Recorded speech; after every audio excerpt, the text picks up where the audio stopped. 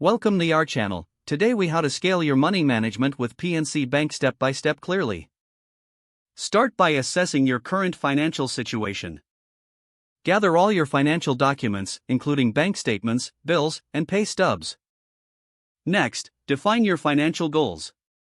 Determine whether you want to save for a home, retirement, or an emergency fund.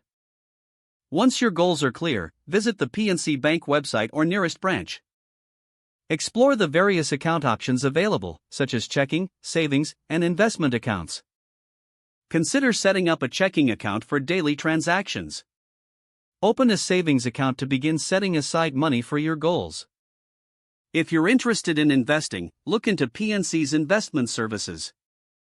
Now, take advantage of PNC's budgeting tools and resources. Use the virtual wallet tool to track your spending and create a budget.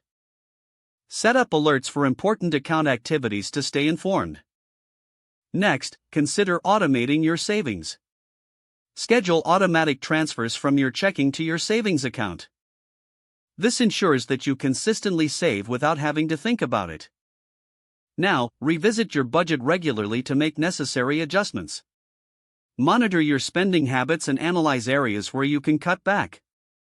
If you have debts, create a plan to manage and pay them down. Consider using PNC's personal loan options if you need assistance. Keep your financial goals in mind as you make decisions. Regularly review your investment options with PNC's advisors to ensure you're on track. Finally, ensure you're utilizing all the tools available to you.